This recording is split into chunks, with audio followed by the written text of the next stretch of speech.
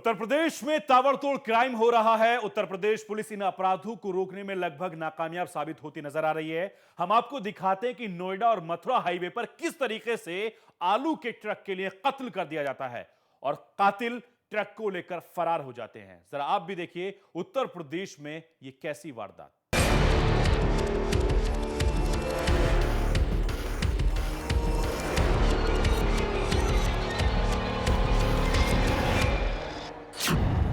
Mathura Noida highway पर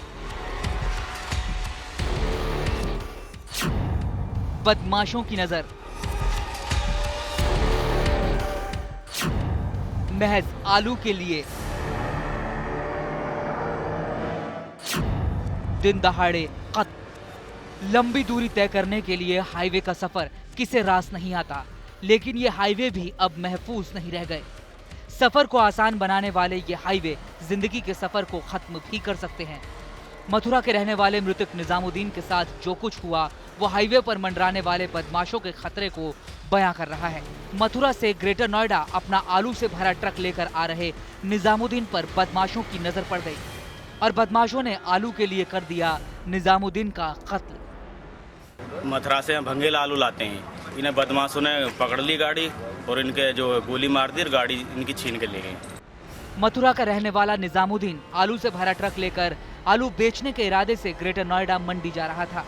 आलू का सौदा करने जा रहे निजामुद्दीन को जरा भी अंदाजा नहीं था कि उसकी किस्मत में आलू का सौदा नहीं बल्कि मौत के सौदागर लिखे हैं। हाईवे पर मौत का जाल बिछाए बैठे बदमाशों ने उससे लिफ्ट मांगी।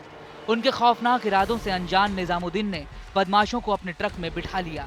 थोड़ी देर बाद बदमाशों ने निजामुद्दीन को गोली मारकर सड़क पर फेंक दिया और ट्रक लेकर फरार हो गए।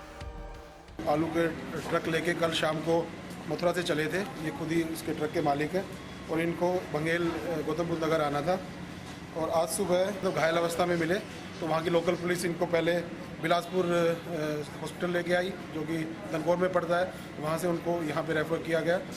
4 बदमाशों का इन्होंने बताया है जो साथ में लोग थे और जो इन्होंने अपने डेथ होने से पहले जो पुलिस को बताया। उत्तर प्रदेश में आए दिन राहगीरों से होने वाली वारदात इस ओर इशारा करती है कि अपराधियों को यूपी पुलिस का जरा भी खौफ नहीं है। पुलिस के ढुलमुल रवैये के चलते उनके हौसले लगातार बुलंद होते जा रहे हैं। Rahul Thakur, Bhaskar news, greater Noida.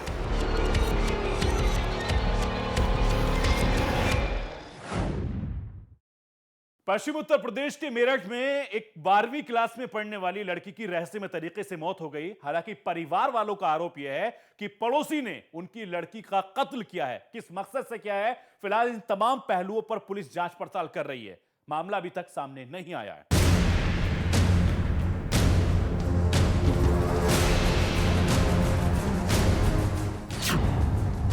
संदिग्ध हालत में मिला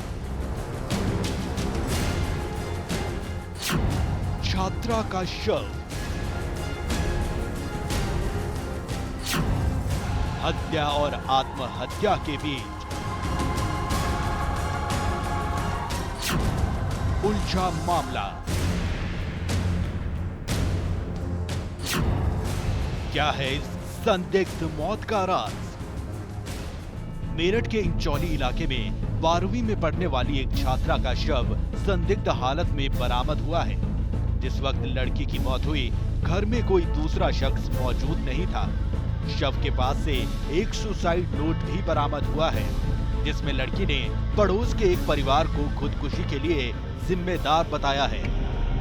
जबकि लड़की के परिवार वालों का कहना है कि लड़की ने खुदकुशी नहीं की, बल्कि आपसी रंजिश के चलते पड़ोस के उस परिवार ने ही लड़की की हत्या की है। लड़की के गले पर चोट के निशान मिलने से इस बात का तो पता चल रहा है कि लड़की की मौत गला दबने से हुई है, लेकिन लड़की के परिजनों के लगाए आरोप ने मौत की इस अनसुलझी गुत्थी को और भी उलझा दिया है।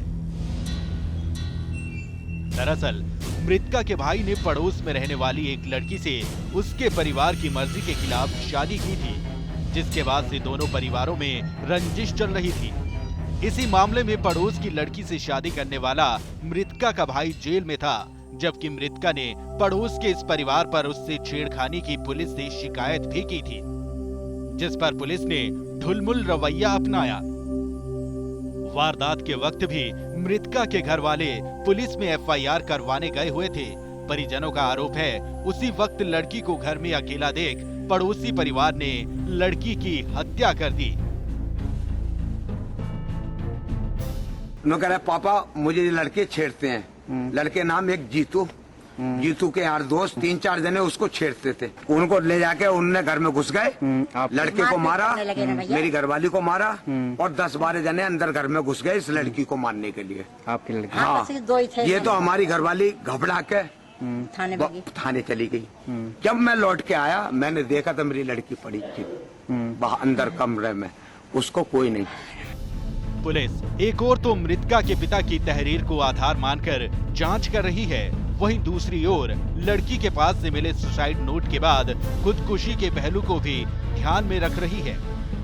लड़की की एक मृत्यु हुई है और इसके बारे में प्रारंभिक छानबीन से जो बात जानकारी में आई है कि एक राहुल नाम का लड़का है, वो एक लड़की को लेकर के चला गया था और कल जिस लड़की की मृत्यु हुई वो राहुल की बहन है। अब इसमें एक तथ्य ये जानकारी में आया है कि कोई एक घर में उसके पर्चा मिला है जिसमें ये तथ्य अंकित किया गया है कि उसने इन लोगों से परेशान होकर इनके आचरण से सुसाइड किया है। जो भी साक्ष्य मिलेंगे साक्ष्य के आधार पर कार्रवाई की जाएगी। संदिग्ध हालत में हुई छात्रा की इस मौत के पीछे हकीकत क्या है ये तो जांच के बाद ही पता चलेगा, लेकिन जब तक समाज में प्रेम विवाह को इज्जत से जोड़कर देखा जाता रहेगा, न जाने कितनी लड़कियां समाज के इन झूठे ढकोसलों की बलि चढ़ती रहेंगी। मनव्वर चौहान, भास्कर न्यूज, मेरठ। जुर्म कभी भी कहीं भी दे सकता है आपकी दहलीज पर दस्तक। आप रहिएगा होशियार और देखते रहिए इंडिया क्राइम। फिलहाल मुझे और मेरी टीम को दीजिए इजाजत, बाकी खबरों के लिए आप बने रहिए भास्कर न्यूज के साथ।